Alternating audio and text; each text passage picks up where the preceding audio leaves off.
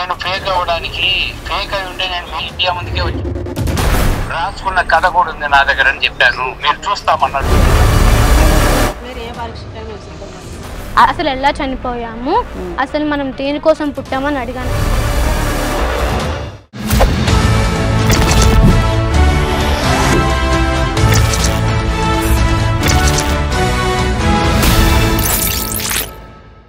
అందరికీ నమస్కారం. నేను Swaroopa Putlapalli. Welcome to I dream.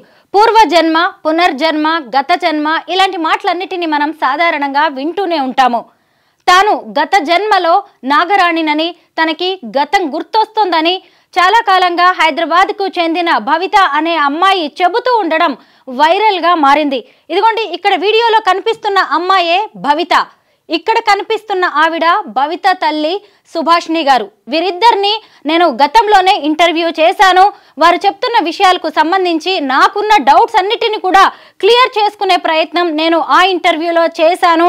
అయితే అసలు ఈ భవిత ఏం చెబుతుందంటే, వీరి స్వస్థలం కడప జిల్లా, ప్రస్తుతం హైదరాబాద్లోని పటాన్ చెరువు వద్ద ఉంటున్నారు. అయితే తనకి గత జన్మ గుర్తొస్తుంది. గత జన్మలో తాను నాగరాణిని, తనని తన ప్రియుడైన నాగరాజుని కొంతమంది వ్యక్తులు చంపేశారు. తమకి సంబంధించిన విగ్రహాలు విజయనగరం జిల్లాలోని ఓ టెంపుల్లో, కాళీ టెంపుల్లో కింద ఆలయం కింద ఆలయ ఆవరణంలో ఉన్నాయి అని చెప్పి భవిత చెబుతోంది. ఆ విగ్రహాలన్నిటినీ బయటకు తీసి, వాటితో పాటు ఉన్న శివలింగాన్ని కూడా బయటకు తీసి పూజలు చేస్తే తమ ఆత్మలు శాంతిస్తాయని భవిత చెప్పడం జరుగుతోంది.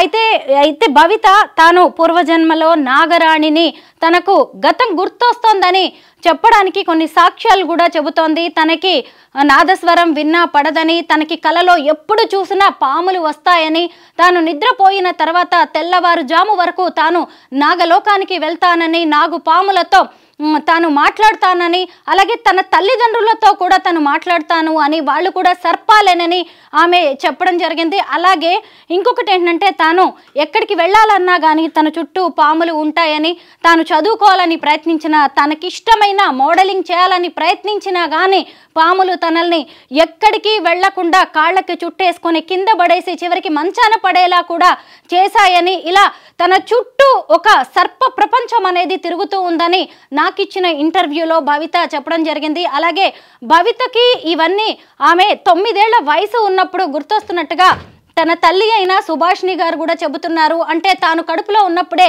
సుబ్రహ్మణ్య స్వామికి ఎక్కువగా పూజలు చేయడం వల్ల ఆ ప్రభావం కూడా ఆమె మీద పడి ఉండవచ్చని సుభాషిణి గారు నమ్ముతూ ఉన్నారు. అయితే ఆ తర్వాత ఆమెకు 18 ఏళ్ల వయసు వచ్చేసరికి ఒంటి మీద నుంచి కుబుసం లాంటిది ఒక లేయర్ ఊడిపోతూ ఉంది. అది కూడా ప్రతి పౌర్ణమికి జరుగుతూ ఉంటుందని భవిత చెప్పడం జరిగింది. అలా ప్రతిరోజు తన జీవితంలో తన కలలోకి సర్పాలు వస్తాయని ఆమె చెప్పింది. పైగా నాకు ఇచ్చిన ఇంటర్వ్యూలోనే ఆమె ఇంకొక విషయాన్ని కూడా చెప్పడం జరిగింది. తన ప్రియుడు చనిపోయాడు, పైగా అతను మళ్ళీ పుట్టాడు, మేమిద్దరం కలుసుకునేది కూడా ఉంది అని ఆమె చెప్పారు.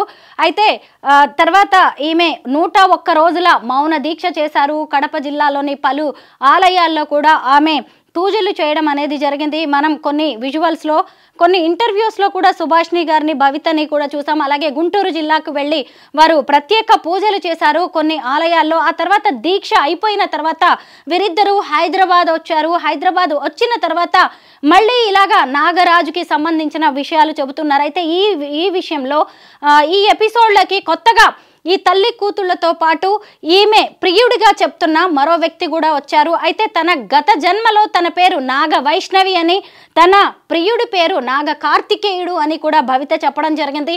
అయితే భవిత చెప్పిన తన ప్రియుణ్ణి నేను కలుసుకున్నాను అన్న ఆ వ్యక్తిని కూడా ఈ మధ్య వీరిద్దరూ మీడియా ముందుకు తీసుకొచ్చారు. కొన్ని ఛానళ్లకు అతను కూడా ఇంటర్వ్యూ ఇవ్వడం అనేది జరిగింది. ఆయన మరెవరో కాదు, గుంటూరు జిల్లాకు చెందిన శ్రీనివాస్. ఆయన ఒక గుడిలో పూజారిగా పనిచేస్తూ ఉన్నాడు. ఆయన ఈ మధ్య హైదరాబాద్కి వచ్చి ఓ గుళ్ళో కూర్చొని వీరు ఇంటర్వ్యూలు ఇచ్చారు. చాలామందికి ఉన్న డౌట్స్ను కూడా క్లారిఫై చేయడం అనేది జరిగింది. అయితే మరి అతనే నీ ప్రియుడు గత జన్మలో అని చెప్పడానికి ఉన్న ఆధారాలు ఏంటి అని భవితను అడిగినప్పుడు ఆయన చనిపోయినప్పుడు మా ఇద్దరిని కొంతమంది శత్రువులు చంపేశారు, ఆ టైంలో ఇక్కడ బాణపు గుర్తులు ఉన్నాయి, ఆయన ఆ బాణపు గుర్తు కూడా ఆయనకి ఉంది అని ఇలా రకరకాలుగా వాళ్ళిద్దరికి సంబంధించిన గుర్తులకి సంబంధించి కూడా ఈ భవిత చెప్పడం అనేది జరిగింది. ఆ తర్వాత కొద్ది రోజులకి ఆయన మళ్ళీ గుంటూరు వెళ్ళిపోయారు.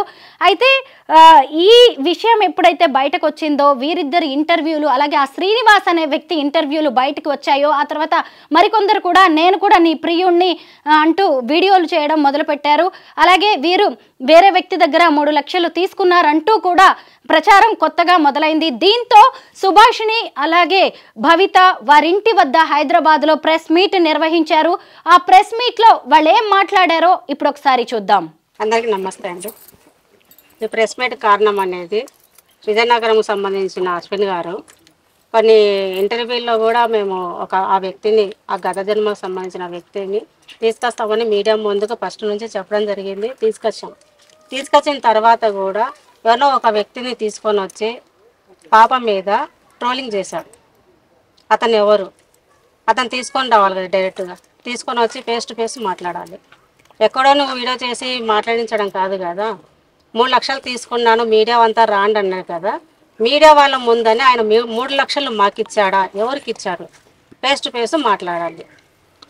ఎవరు ఎంతగా డబ్బులు ఇచ్చారు, తీసుకున్నారు, ఏ కారణంతో ఇచ్చారు, అది మాకు చెప్పాలి. చూశారు కదా భవిత తల్లి సుభాషిణి గారు ఏం చెబుతున్నారో, తాము ఎవరి వద్ద డబ్బు తీసుకోలేదని, అయితే తన కూతురుకి గత జన్మ గుర్తొచ్చింది కాబట్టి విజయనగరం జిల్లాలో కాళికామాత ఆలయంలో ఉన్న విగ్రహాలను బయటకు తీసి పూజలు చేస్తే ఆమె ఆరోగ్యం బాగుపడుతుందని తల్లిగా తాను ఆవేదన చెందుతున్నానని సుభాషిణి చెప్పడం జరుగుతోంది.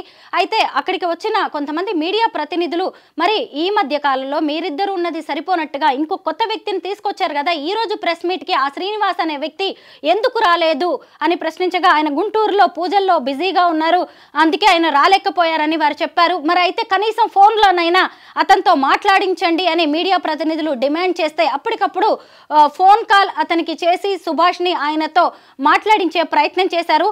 ఇంతకీ ఈ నాగరాణి అని తాను కూడా భవితను నమ్ముతున్నానని అలాగే ఆమె పలువురికి ఇచ్చిన ఇంటర్వ్యూలు చేసి తానే గుర్తుపట్టానని తామిద్దరం కూడా గత జన్మలో ప్రియుడు ప్రియురాలు అని ఆయన ఒప్పుకున్నారు. ఇంకొకటి ఏంటంటే ఆ శ్రీనివాస్ అనే వ్యక్తి గుంటూరు జిల్లాకు చెందిన వ్యక్తి, ఆయన వయసు 52 ఏళ్ళు, ఇక్కడ ఉన్న భవిత వయసు 22 ఏళ్ళు. అంటే వీళ్ళిద్దరికి మధ్య 30 ఏళ్ల గ్యాప్ ఉంది. అంటే తామిద్దరం 30 ఏళ్ల గ్యాప్తో పుట్టామని, తనకి ఆల్రెడీ పెళ్ళైపోయిందని శ్రీనివాస్ రెడ్డి ఇంటర్వ్యూల్లో చెప్పడం అనేది జరిగింది. అయితే ఈ ప్రెస్ మీట్లో అతనితో మాట్లాడించమని మీడియా ప్రతినిధులు అడిగితే సుభాష్ని కాల్ చేశారు. ఆయన ఏం చెబుతున్నారో ఇప్పుడు విందాం. కుంభమేళ జరుగుతుంది కదండి, కుంభమేళ జరుగుతున్నప్పుడు మా టెంపుల్లో డైలీ అభిషేకాలు జరగాలి, అభిషేకాలు చేయాలి కానీ మీరు అడగాలి కదా. ఇంకా నేను వచ్చిన రోజు మీరు ఎంత టైం ఏం తీసుకొని అడిగి రాసుకున్న కథ కూడా ఉంది నా దగ్గర అని చెప్పాను, మీరు చూస్తామన్నారు. నేను డైరెక్ట్ కాదు, ఆ రోజు నాకు గుర్తొచ్చి నేను పేపర్ మీద రాసుకున్నా.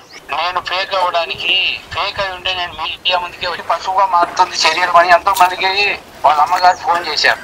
ఆ టైంలో వచ్చి మీరు మీడియా వచ్చి చూసి పరీక్షించాలిగా మేడం. అమ్మగారు వాళ్ళ అమ్మగారు అక్కడే ఉన్నారు, అడగండి. లేదు, నాకు గుర్తొచ్చిన ప్రతిసారి నేను రాసుకున్నాను. మీడియా పిచ్చోళ్ళని ఎవరు అనట్లేదు, మరి ప్రూఫ్స్ కావాలి కదా. మీడియానే ఎప్పటికీ థియరీలు వర్కౌట్ అవ్వవు, ఎవిడెన్స్ అవసరం.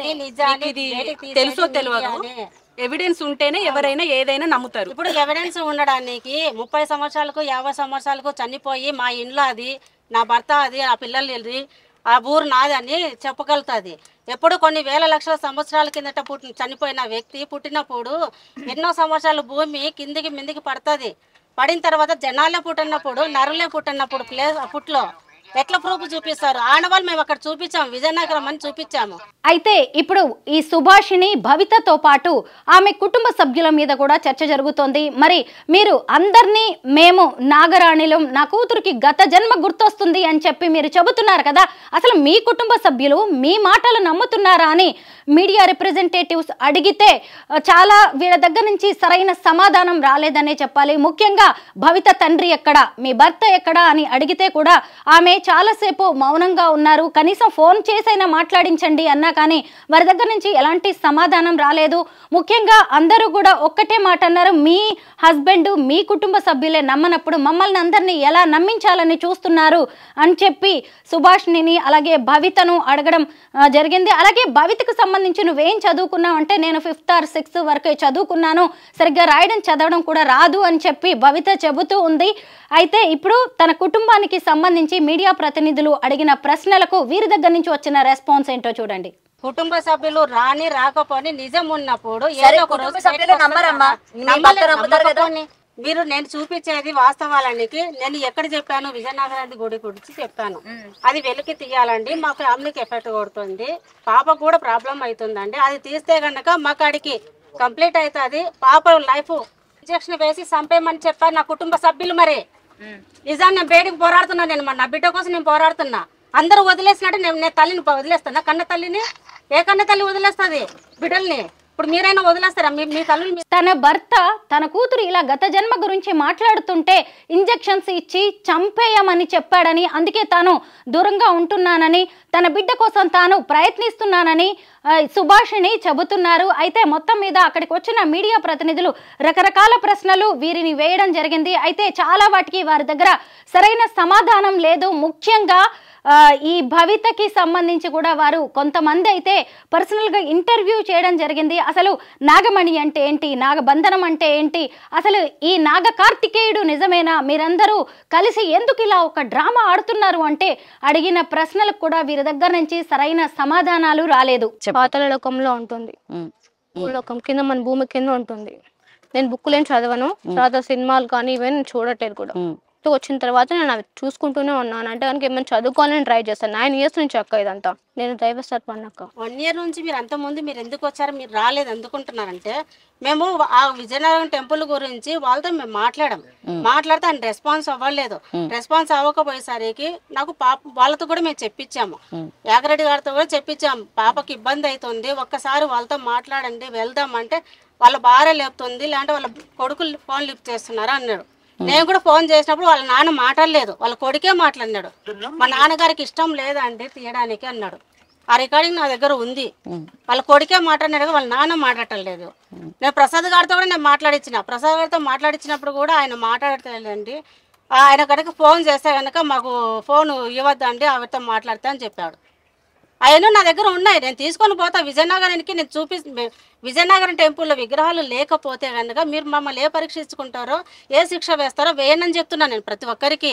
మా తప్పు మీరు ఇప్పుడు నిజాన్ని బయటకు తీసేది, అబద్ధాన్ని బయటకు తీసేది కూడా మీడియానే. నేను మీడియాని సపోర్ట్ ఎందుకు తీసుకున్నా అంటే నిజాన్ని బయటకు తీస్తారనే నమ్మకంతో నేను మీడియాని కలిశాను. అంతేకాని నేను మోసం చేసిన జనాలతో నేను సొమ్ము తీసుకుంటున్నా, ఇంకొకరి దగ్గర నేను మోసం చేసుకొని దాచుకుంటున్నా కాదు. ఏదో కొంతమంది అంటున్నారు కదా, ఒక్కొక్కరి మగపిల్లలకి పెళ్ళిళ్ళు కాకుంటే వాళ్ళకు పరిహారం చేస్తుందని. నా ఇంటికి ఎవరు క్యూ కడుతున్నారు చూపించండి. మీడియా నమ్ముకొని వచ్చిన నేను మీడియా ముందుకు ఎందుకు వచ్చిన, మీడియా వాస్తవాలు బయటకు తీస్తుందని. నా దగ్గర తప్పు ఉంటే కనుక మీడియా ముందని ఏ శిక్ష వేస్తారో వెయ్యండి. గవర్నమెంట్తోనే నేను ముందు వెళ్ళడానికి తీయడానికి నేను సిద్ధంగా ఉండా. గత 10 నెలలుగా భవిత అలాగే సుభాషిణి ఈ గత జన్మ గురించి, అలాగే నాగరాణి, నాగ ప్రపంచం గురించి, నాగలోకం గురించి, నాగమణి గురించి అనేక ఇంటర్వ్యూల్లో అనేక స్టూడియోలకు వెళ్ళి మాట్లాడడం అనేది జరిగింది. మొత్తం మీద వీరు కొన్ని విషయాలు చెబుతున్నా, అయితే వీరు చెప్పిన దాంట్లో నిజం ఎంత అబద్ధం ఎంత అనేది ఇంటర్వ్యూలు చూస్తున్న మీ అందరికీ తెలుసు, వీళ్ళని దగ్గర నుంచి చూస్తున్న మీడియా ప్రతినిధులకు కూడా అర్థమవుతూనే ఉంది.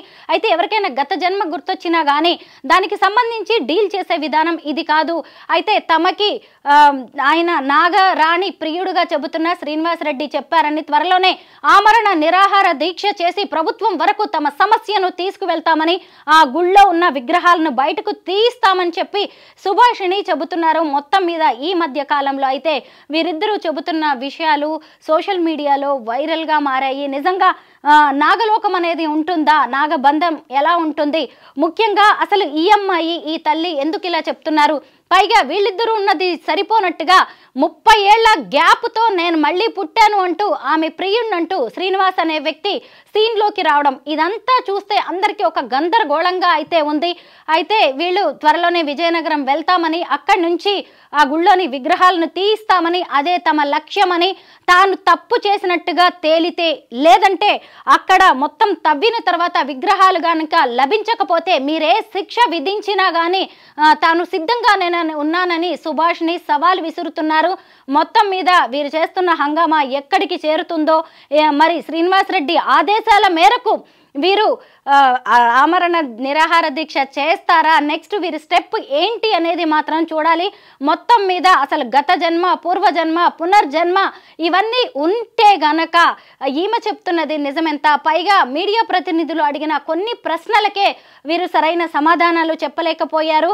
మొత్తం మీద ఇక మీదట ఈ ఎపిసోడ్లో, ఈ నాగరాణి ఎపిసోడ్లో ఏం జరగబోతుందో చూడాల్సి ఉంది. అయితే ఇంకొక వైపు ఇంకొందరు వ్యక్తులు కూడా నాగరాణి ప్రియుణ్ణి నేనే అంటూ వీళ్ళని సెటైరికల్గా, ఇంకా అలాగే వేరువేరుగా రకరకాలుగా మాత్రం వీరితో టచ్లోకి రావడం జరుగుతుంది. ఏది ఏమైనా ఈ కథ ఇక్కడికే ముగుస్తుందా, లేదంటే కొత్త మలుపు తీసుకుంటుందా అనేది మనం వేచి చూడాల్సిందే.